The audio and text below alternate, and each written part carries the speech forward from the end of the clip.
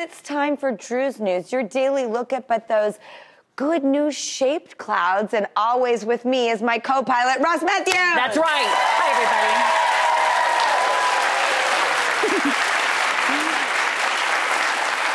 Well, first up, tis the season for Sex and the City. Yeah! I know. And just like that, finally premiered on HBO Max. And we have Kristen Davis here later to talk about the celebration of the return of an institution. Now, the New York Post reports that she and Cynthia Nixon recently revealed on Colbert that they shot fake scenes to keep the fans guessing. They would be shooting all around the city, and I think we saw every long lens photograph. I mean, I feel like I know more about the show because of the paparazzi. Yes. But apparently, it might have all been a ruse. Rossi. I know. Have you seen anything of the show? Because I'm hearing that you did. Yes. And I have to make a confession, but yes, the second it came out, I watched the first 2 episodes. They're out, you guys. I watched them. And I'll just say this.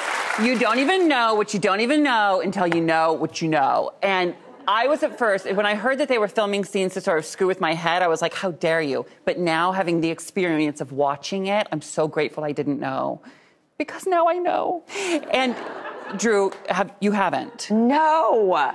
Here's my confession. Are you ready? Wellington, my fiance, and I planned to watch it together. But I couldn't wait. So I lied to him, and I blamed you. I did. I said, Kristen Davis is coming on the show, so I'm a professional, so I kind of have to watch it without you. I mean, it means a lot to Drew that I show up prepared. So it's true, Wellington. We all had to watch it for research.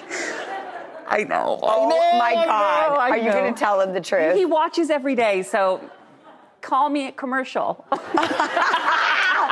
Well, I will say, Wellington, I do understand the not being able to wait. I mean, I cannot wait to get home tonight and start this. When you see it, you have to text me, okay?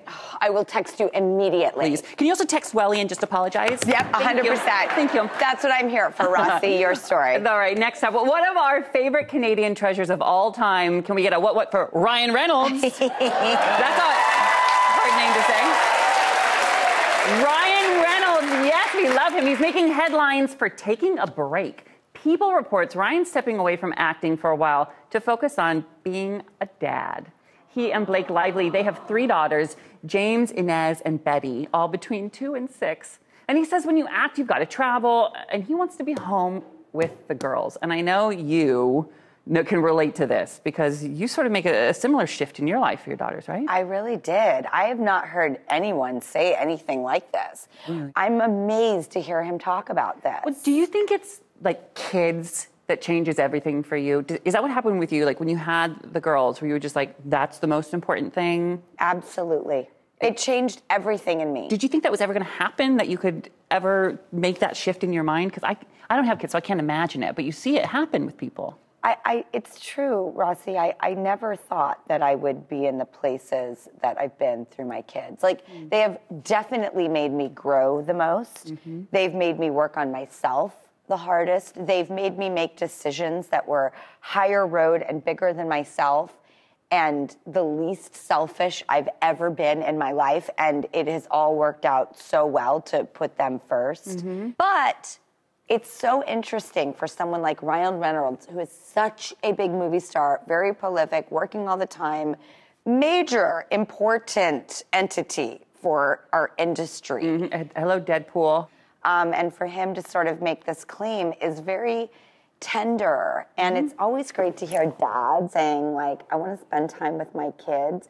And this might be a short, long, or medium-lived journey, but I thank him for bringing us along with it so we can understand where he's at. Because I will say, I do think the world really roots for this man. Oh, absolutely. I mean, he's a superhero, he's a dad, he's a human, and kids can change you, you know? Well, kids made Deadpool take a break, and kids can also shock us. Here's a story about a 3-year-old with something interesting in her sippy cup. Drew, you're going to love this. This story went viral. The Daily Mail reports Lauren Scanlon, a mom from Pennsylvania, she got an emergency call from her daughter Peyton's preschool when they found a fish in her sippy cup. Yep. The fish was Peyton's pet betta fish named Mermaid. Oh. Peyton loved mermaids, so she snuck her into her cup that morning. And look, and the teacher only noticed when Peyton drank from it at snack time. And Peyton, I guess, loves mermaids so much, but forgot that she had put the fish in there. And we are happy to report both Peyton and the fish are back home and doing very well. But props to that teacher who noticed and said, hey, something fishy is going on here. But that's cute. Did you girls ever do that where they wanted to bring one of their pets to school? If either of them heard this story, they would be taking their fish to school. Absolutely. Really? Well, Mermaid, Peyton's fish, she's got a good life. She gets to travel, see the world. Thanks, Peyton. Mm-hmm. Well, next up, we've got your holiday din-din in a tin-tin. I'm a little worried about this. It's food news. Oh. Nom, nom, nom, nom. Yeah.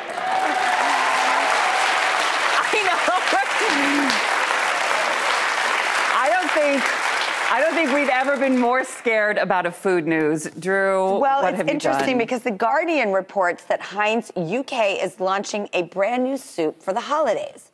It's called Christmas Dinner in a Can. And this soup has got everything. We're talking turkey, Brussels sprouts, stuffing, potatoes, pigs in a blanket, gravy, and cranberry sauce. The kitchen sink of holidays is now in a bowl. Now, can you just say that again? Did you say pigs in a blanket are in the soup? Because I just found a pig in a blanket. Look at this. So they're in the soup. There are pigs in a blanket. Yeah. There's also stuffing balls. Okay, oh God. It smells like it smells like everything. Yeah, it smells like, you know what, it also smells like Heinz baked beans, which I'm a huge fan of. Yeah. I have this coupon book that Drew gave me for Christmas, and this first one says, pass on eating a food item at the desk.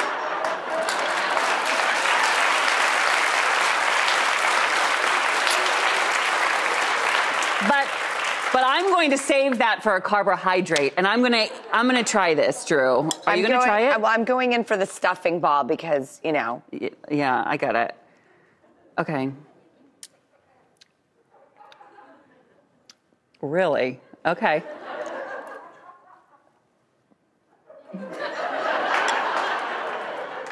You know what? I totally get it now. This is a stew, not a soup. Oh, yeah. I totally get it now. The second I took a bite, it's like a beautiful, hearty, yummy stew. But when you think about a soup, I go to kind of a brothy place, and I think, how's this all going to work? This is totally a stew. I think the broth is the least of my worries in this. So I just think, it's like when you invited everyone to the party, but your house just isn't big enough, No, I totally can get down with this. I am into this. It's a holiday stew. Okay, that word makes it better for you, I noticed. Well, we call it a Stew Barrymore. We'll be right back.